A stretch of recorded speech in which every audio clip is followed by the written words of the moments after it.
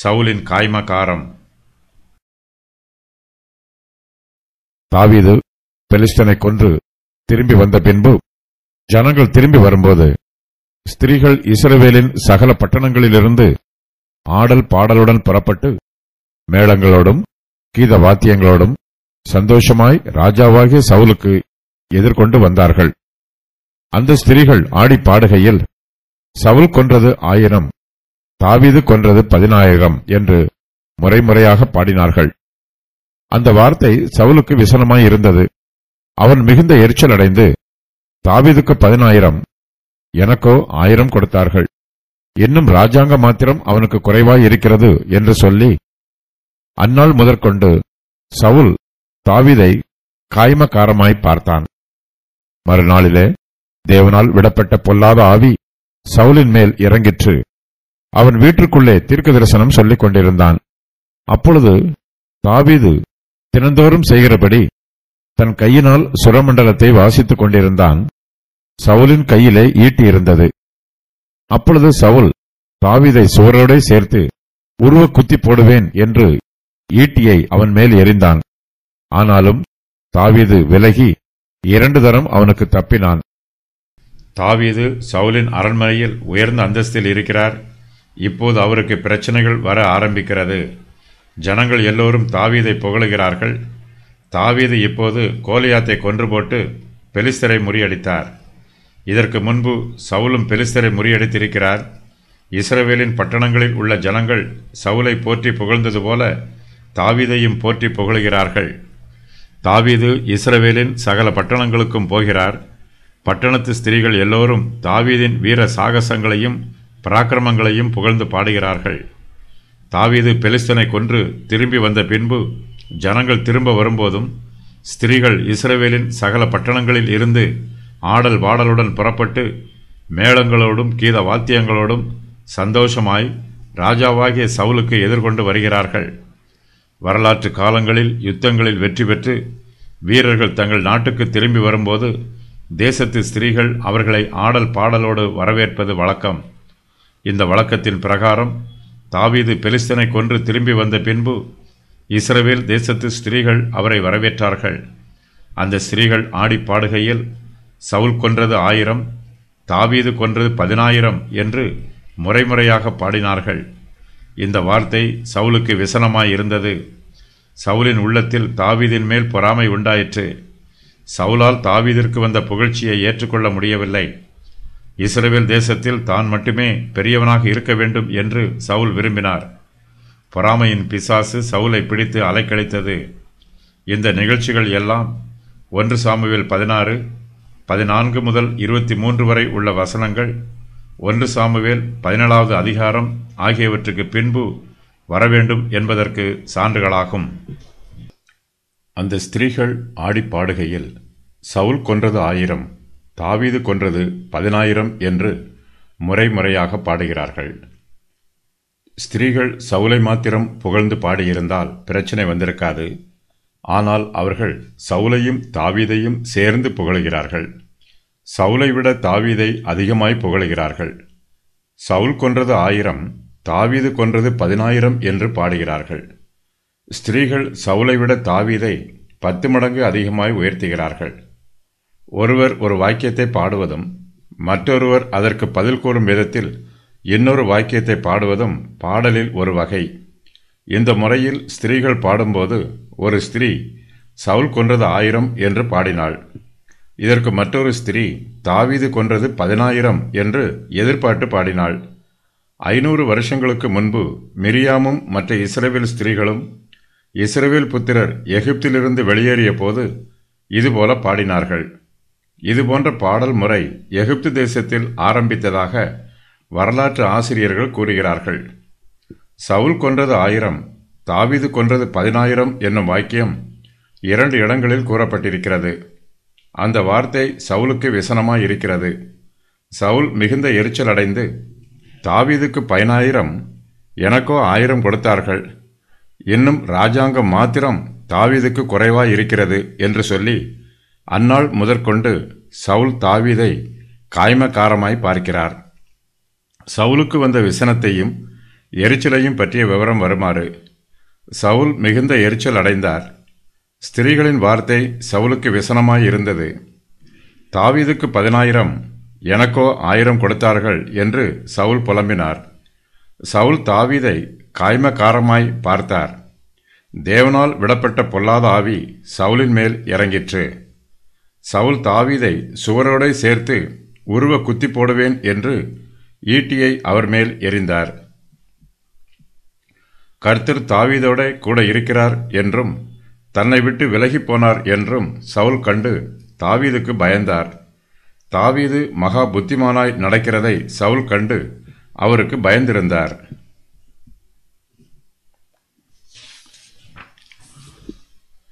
இஸ்ரவேலரும் யூதா ஜனங்களுமாகிய யாவரும் தாவீதை சிநேகித்தார்கள். ஆகையால் சவுல் இன்னும் அதிகமாய் தாவீதுக்கு பயந்து தான் உயிரோடு இருந்த நாளெல்லாம் தாவீதுக்கு சத்துருவாய் இருந்தார்.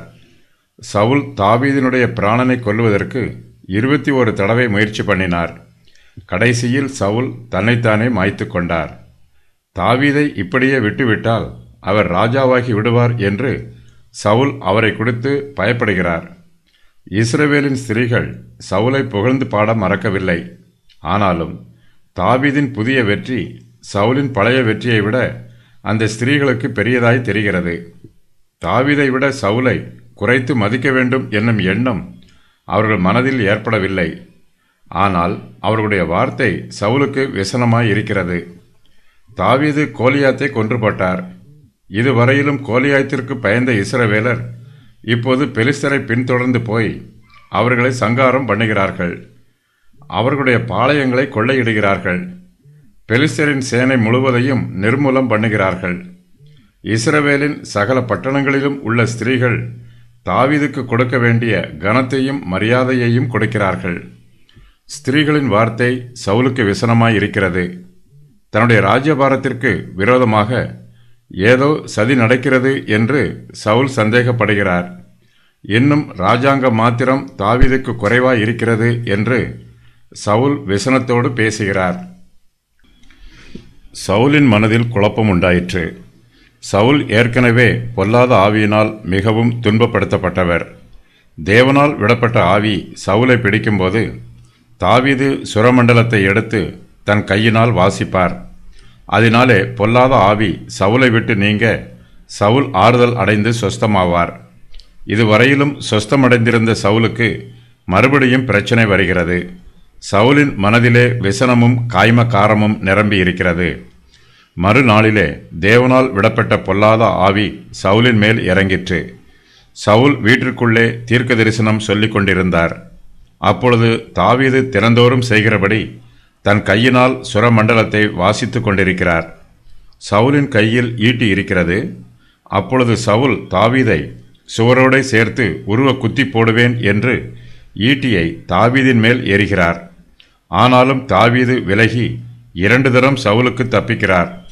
மறுநாளிலே என்று 1 சாமுவேல் 18:10 வசனத்தில் சொல்லப்பட்டிருக்கிறது. இந்த வார்த்தைக்கு பெலிஸ்தரோடு நடைபெற்ற யுத்தத்தில் இஸ்ரவேல் புத்திரர் அவர்களை ஜெயித்து தங்கள் ஊருக்கு திரும்பி வந்த மறுநாளில் என்று பொருள். அன்று தேசத்தின் ஸ்திரீகள் தாவீதை புகழ்ந்து பாடியதால் சவுலுக்கு தாவீதின் மீது பொறாமை உண்டாயிற்று. தேவனால் விடப்பட்ட பொல்லாத ஆவி சவுலின் மேல் இறங்கிற்று. அன்று முதல் சவுல் தாவீதை கொன்று போடுவதற்கு வழி தேடிக்கொண்டிருந்தார். சவுல் வீட்டிற்குள்ளே தீர்க்க தரிசனம் சொல்லிக் கொண்டிருக்கிறார். சவுலின் மீது பொல்லாத ஆவி இறங்கிற்று. அதனால் அவர் தீர்க்க தரிசனம் கூறுகிறார். வேதாகமத்தில் பல இடங்களில் பிசாசுகளும் தீர்க்க தரிசனம் கூறியிருக்கின்றன. பிசாசுகள் தீர்க்க தரிசனம் சொன்ன சம்பவங்களை பற்றி பரிசுத்த வேதாகமத்தில் சொல்லப்பட்டிருக்கிறது. அதன் விவரம் வருமாறு: சாத்தான் சர்ப்பத்தின் மூலமாக ஆதாமிற்கும் ஏவாளுக்கும் நித்திய ஜீவனை பற்றியும் மனுஷன் தேவனைப் போல ஆவது பற்றியும் சொன்ன சம்பவம். சவுல் இங்கு தீர்க்க தரிசனம் உரைப்பது. அஞ்சனம் பார்க்கிற ஸ்திரீ சாமுவேலின் ஆவியோட பேசியது. அந்த ஆவி சவுலுடைய மரணத்தையும் அவருடைய குமாரருடைய மரணத்தையும் அறிவித்த சம்பவம். ஆகாபிடம் பொய் கூறிய தீர்க்கதரிசிகள், எரேமியாவின் கள்ள தீர்க்கதரிசிகள், எசேக்கியேலின் கள்ள தீர்க்கதரிசிகள், பிற்காலத்து கள்ள தீர்க்கதரிசிகள். தாவீது சவுலோடே நீண்ட காலம் நிலைத்திருக்கவில்லை. இதுவரையிலும் தாவீது தினந்தோறும் சவுலுக்கு முன்பாக சுரமண்டலத்தை வாசித்துக் கொண்டு இருந்தார்.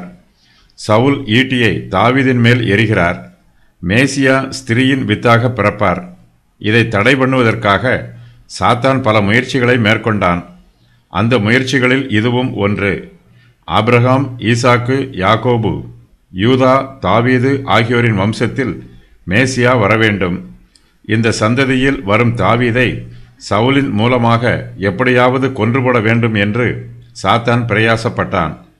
தாவீதை கொல்வதற்கு சவுல் மேற்கொண்ட முயற்சிகளை பற்றிய விவரம் வருமாறு. சவுல் ஈட்டியை தாவீதின் மேல் எறிந்தார். ஈட்டியை 2ஆம் தரம் எறிந்தார். பெலிஸ்தர் தாவீதை கொன்று போடுவதற்கு திட்டம் வகுத்தார். பெலிஸ்தர் மூலமாகவும் தன் குமாரத்தியாகிய மீகாள் மூலமாகவும் தாவீதை கொல்ல வகை தேடினார். தாவீதை கொல்வதற்கு யோனத்தானத்தையும் தன்னுடைய எல்லா வேலைக்காரரையும் தன் பக்கம் இழுக்க முயற்சி பண்ணினார். 3ஆம் முறையாக சவுல் ஈட்டியை எறிந்து தாவீதை கொல்ல முயற்சி பண்ணினார்.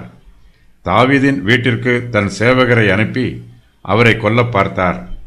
தாவீதின் வீட்டிற்கு சவுல் அனுப்பிய சேவகர் மூலமாக ராமாவிலே சேவகர் மூலமாக, ராமாவிலே மறுபடியும் சேவகர் மூலமாக, மறுபடியும் 3ஆம் முறையாக ராமாவிலே சேவகர் மூலமாக சவுல் ராமாவிற்கு நேரடியாக போனார்.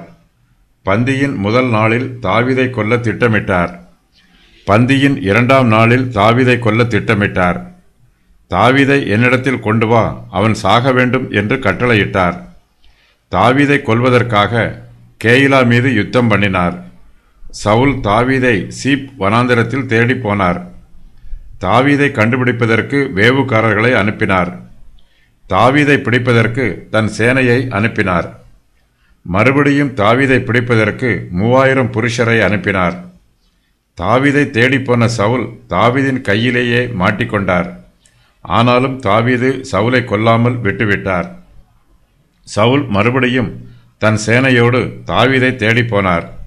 சவுல் 2ஆம் முறையாக தாவீதின் கையிலேயே மாட்டிக்கொண்டார். இம்முறையும் தாவீது சவுலை கொல்லாமல் விட்டுவிட்டார். சவுலை போலவே பொறாமைக்கு இடம் கொடுக்கிறவர்கள் பிசாசுக்கு இடம் கொடுத்து விடுகிறார்கள். அவர்களிடத்தில் ஏற்கனவே இருந்த பிசாசு மறுபடியும் அவர்களுக்குள்ளே திரும்பி வந்து விடுகிறது. ஒரு பிசாசு தன்னைவிட பொல்லாத 7 ஆவிகளை அழைத்து கொண்டு வந்து விடுகிறது. பொல்லாத ஆவி சவுலின் மேல் இறங்கிற்று. ஆனால் சவுலோ தன்னை தேவ மனுஷன் போல காண்பித்துக் கொள்கிறார். அவர் வீட்டிற்குள்ளே தீர்க்க தரிசனம் சொல்லிக் கொண்டிருக்கிறார். ஒரு தீர்க்கதரிசியின் பாவனைகளும் அங்க அசைவுகளும் வார்த்தைகளும் எப்படி இருக்குமோ அப்படியே பொல்லாத ஆவி பிடித்திருக்கிற சவுலுக்கும் இருக்கிறது. சவுலை பொல்லாத ஆவி பிடித்திருக்கிறது என்பதை அவரை பார்க்கும்போது தெரியாது. அவர் தீர்க்கதரிசியைப் போல தீர்க்க தரிசனம் சொல்லிக் கொண்டிருக்கிறார். சவுல் தாவீதை கொன்று போட வேண்டும் என்று சதி பண்ணுகிறார்.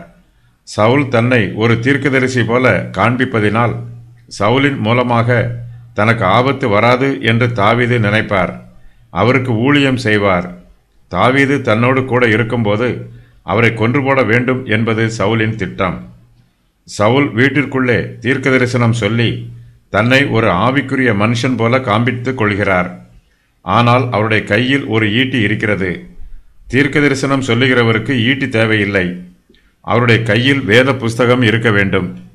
சவுல் ஆவியினால் நிரப்பப்பட்டு கள்ள தீர்க்க தரிசனம் சொல்லிக் கொண்டிருக்கிறார்.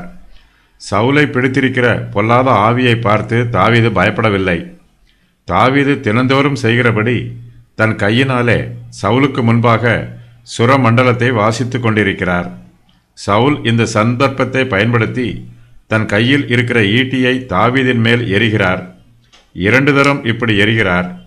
தாவீது 2 தரமும் சவுலின் ஈட்டிக்கு விலகி தப்பித்துக் கொள்கிறார். கர்த்தருடைய கிருபை தாவீதை தப்புவிக்க பண்ணுகிறது. தாவீது சவுலுக்கு நன்மை செய்கிறார்.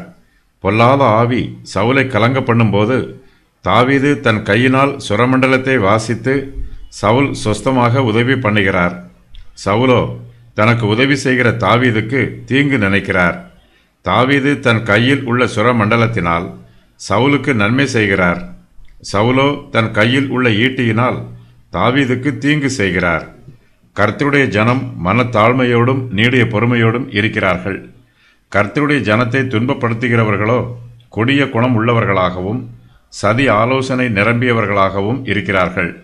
சவுல் தன் மீது 2 தரம் ஈட்டியை எறியும் போது தாவீது அந்த ஈட்டிக்கு விலகி தப்பிக்கிறார். தாவீது சவுல் மீது கோபப்படவில்லை.